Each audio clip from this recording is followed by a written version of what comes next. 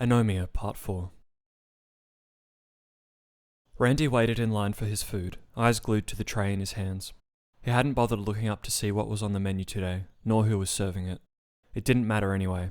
He'd only recognized their face, inevitably misplacing the name attached to it. He sat alone to eat without any real appetite, though he'd been told that he needed sustenance. The assortment of unidentifiable slop and rubbery, tasteless vegetables was unappealing in its own right, but even less with the distractions playing over in his mind. By the time he was finished eating, or had at least picked at the food as much as he could, the rest of the cafeteria was empty, the other patients' lunches finished and forgotten. Randy hadn't realized how long he'd been sitting there, face down. He hadn't taken note of who'd been in and out of the room either. Even if Nora had been through the cafeteria, Randy no longer cared. His days had returned to monotony since his argument with Nora in the library corner. His life had become a fixed routine, as it had when he'd first arrived here. The only difference was now he felt no reason to try and break from the schedule and introduce some kind of excitement back into his contained lifestyle. There was no point. He'd tried, and all it had resulted in was resentment and pain. He stayed in his room, lying in bed, trying not to think about all he'd done to get him to this point, though without much success. He no longer spent any time in the recreational room. His library corner he'd once enjoyed so much had been tainted with negativity. He hadn't been to a group session since the argument with Nora either. He couldn't stand the thought of all their faces glaring at him in judgment for a myriad of reasons, though their judgments would be warranted. The only person he even spoke to anymore was the doctor, though when they met she did most of the talking. She would come to his room to check on him, and Randy would only add a word here or there, telling her what she wanted to hear so she could leave him alone again. That was all he wanted anymore. If he was alone, he couldn't hurt anyone else. A knock came on his door while he was in the middle of reliving his last conversation with Nora for the 1000th time. Every word she'd yelled at him had been true and justified. Every action he'd taken to try and learn more about her, and himself in the process, had only gotten people hurt. He couldn't do that again to anyone else, even if it meant recoiling into himself for the rest of his time in the ward.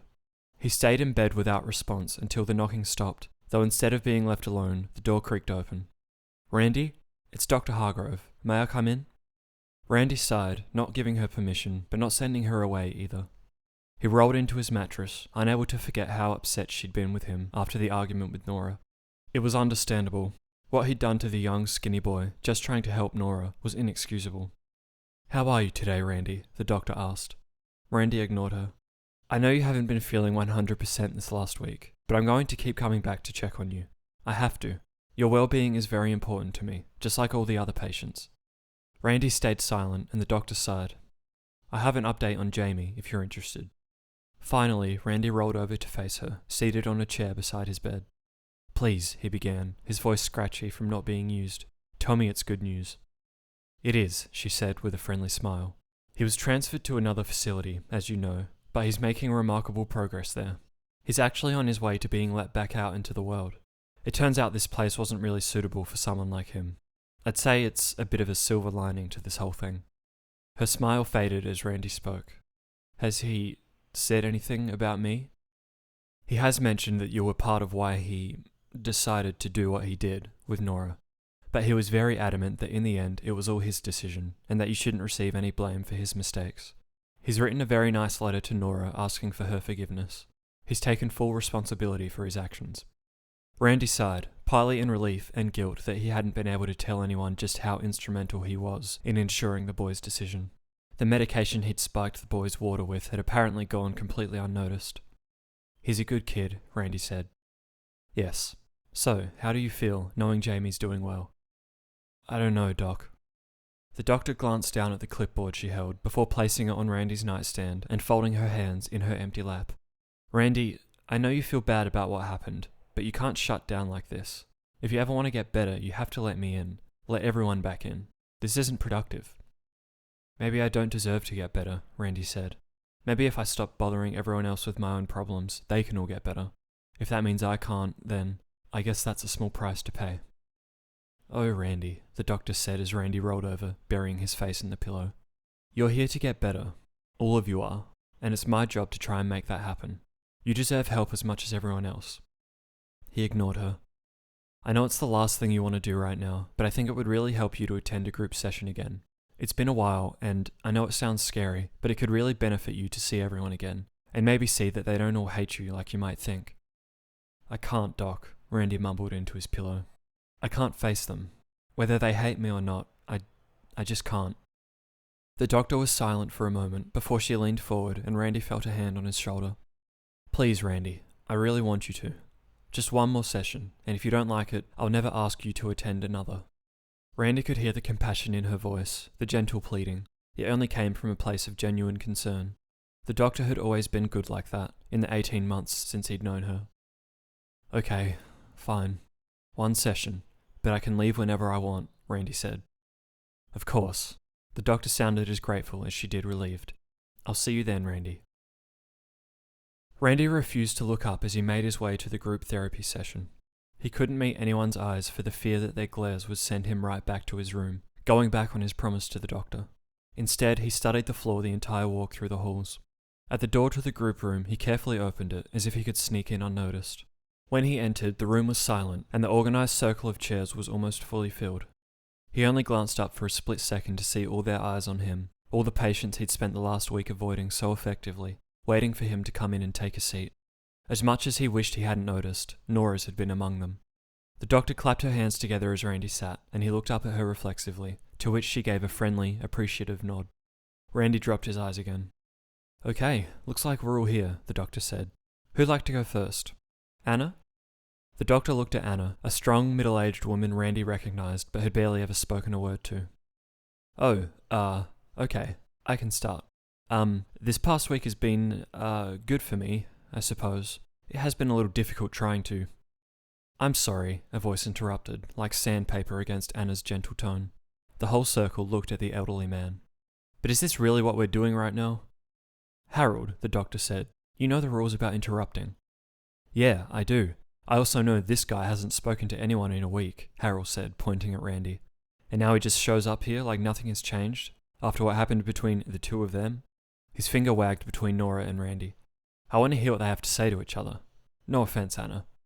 Anna threw her hands up with understanding. It seemed the whole circle was in agreement on who they wanted to hear from first. Inappropriate, Harold. The doctor glared at him before looking at Randy, her face gentle and soothing. Randy, you don't have to say anything if you don't want to. I'm just glad you decided to come. But if you do feel like sharing, you know that this is a safe space that I'm here to moderate. Randy looked up at her from his half-bowed head, seeing all the other patients' faces in his periphery, refusing to meet any of theirs, especially Nora's. I'm sorry, her voice suddenly came. He still refused to look at Nora as she spoke. But how exactly is this a safe space? Everyone we know is here watching us, listening to us. It's not like anything we say stays in this room. We all agree that when we come in here, Nora, the doctor said with patience, we leave our judgment at the door. Isn't that right, everyone? A unanimous murmur filled the room. Oh, come on, Nora continued. That's total bullshit. Nora, please, the doctor said. If this is a safe space free of judgment, then I should be allowed to say whatever I want. The doctor sighed and gave no further argument. Instead, the old man spoke up. Come on, let's get on with it. I want to know what the hell you two were yelling about the other day. We all do. Just call it, Harold, Nora said, rolling her eyes at him. You know what I think? She began, looking at everyone in the circle except Randy, her eyes mainly on the doctor. I don't think it's fair that we're all here trying so hard to fix our shit, and at the same time, we have to devote so much goddamn time to acting like one of us isn't as fucked up as he thinks he is, as some sort of way to help him get better. I don't think that's a smart or logical way to do things, and I don't think it's fair on the rest of us. There were a few nods of assent around the circle, though most people were silent, including the doctor, only glaring at Nora with a hint of pleading.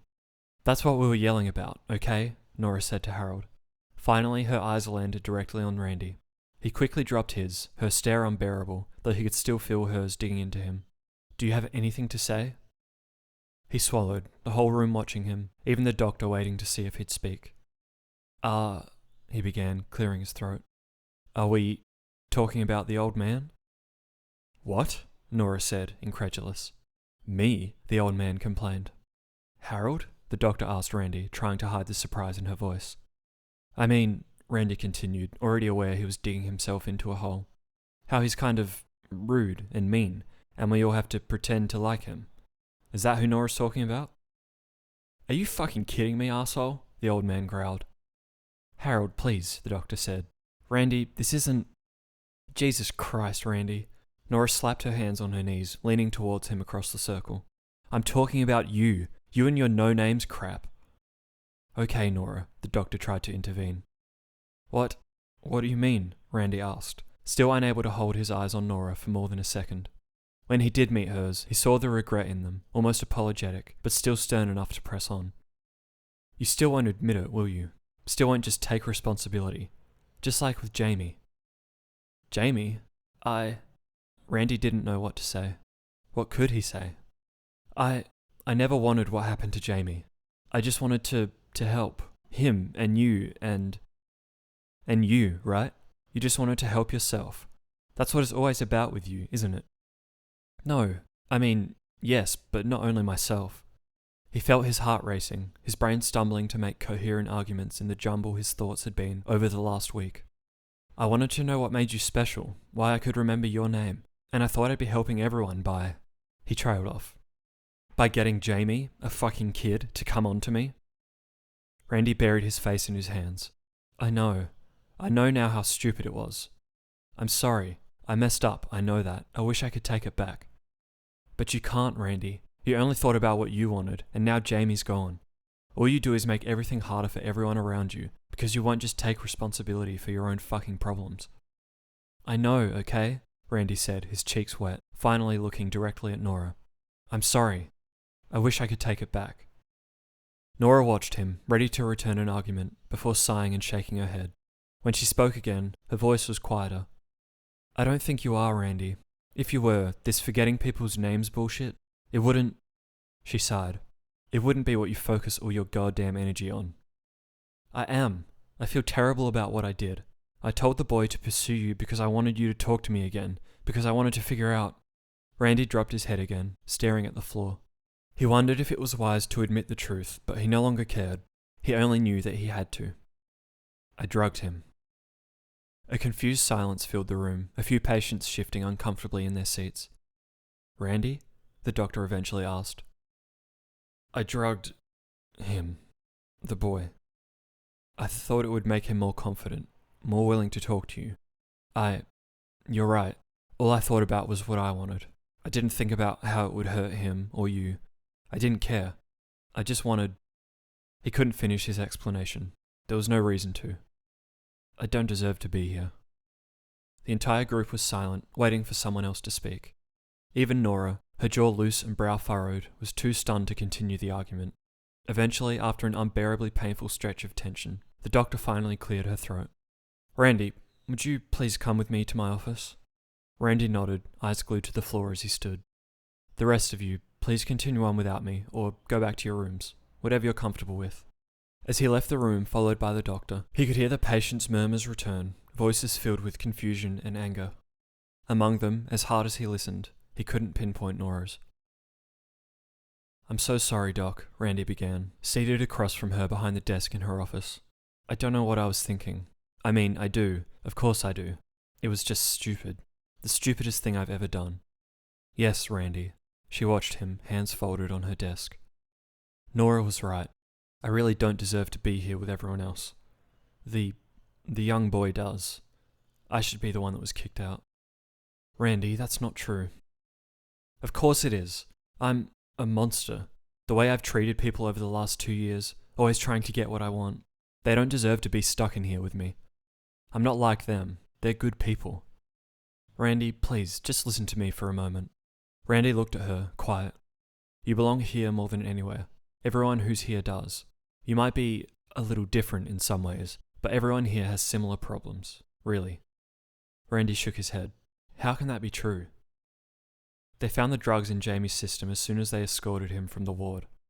Randy finally focused on her, intrigued. It was the same medication you'd been prescribed that day. So, you knew what I'd done? Yes.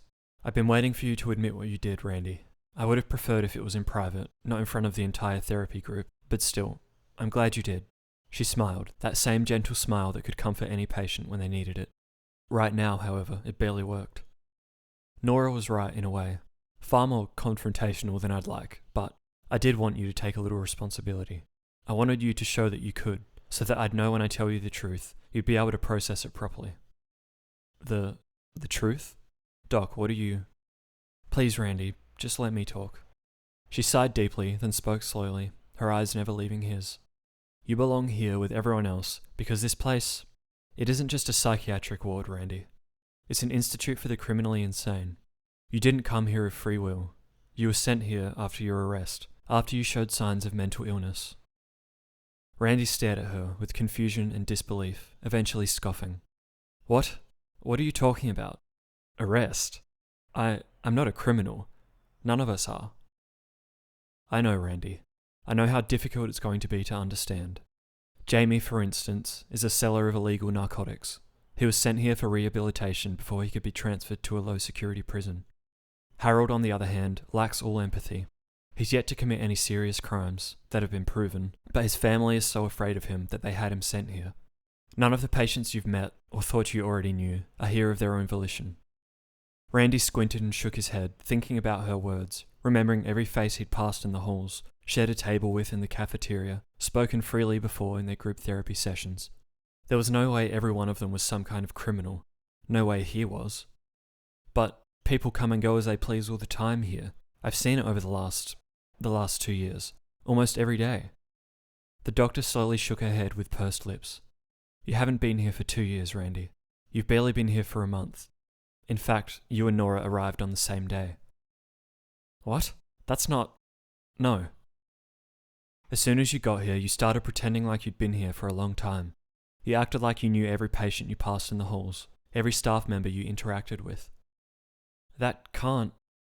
You were never unable to remember people's names, Randy. You just never met them, so you didn't know their names. Her words made no sense. Of course he couldn't remember people's names. He tried as hard as he could every time he'd seen someone he knew, someone he'd known for over 2 years, and he had been in the ward for over 2 years. What is this, Doc? Some kind of joke or something? Is this punishment for what I did to Jamie? I'm sorry, I said it. I'll take whatever punishment I deserve, but this is weird. I mean, of course I can't remember anyone's names. I'm not faking this. You will have to be punished in some way for what you did to Jamie, but no, Randy, that's not what this is. As for your anomia, I think you can remember names, Randy. You're just subconsciously choosing not to help perpetuate the lie you've subconsciously told yourself. He scoffed. Lie? What lie? He shook his head, though found it increasingly more difficult to form coherent thoughts, to form arguments against what she was saying. If what you're saying, it's not true, but how could any of that make sense? Your brain is trying to protect you. You're suppressing trauma that you don't want to deal with, that maybe you can't deal with. Instead of facing the reality of your situation, you chose to lie to yourself, and in turn believe the lie. You'd rather live in the reality where you've been here for a long time and simply can't remember names, rather than face what really happened. You're lying. I have been here for years, for as long as I can remember. Since I was a kid. And I don't remember people's names. I'm not just pretending, or... He trailed off, his heart racing, beating in his throat. How would you know all of this if it was true? They told me the first day you came here, Randy, when they sent you here. They told me about the accident. You never acknowledged it yourself, but they showed me the proof. All you ever told me was that you'd been here for a few months and that you couldn't remember names. You even called it anomia yourself. Randy shook his head, thoughts flying through his mind faster than he could contemplate each of them. Doc, what the hell is happening? How? Why? I'm afraid I have to take some of the blame myself, Randy. When you arrived, I made a decision to go along with the story you'd conjured up for yourself.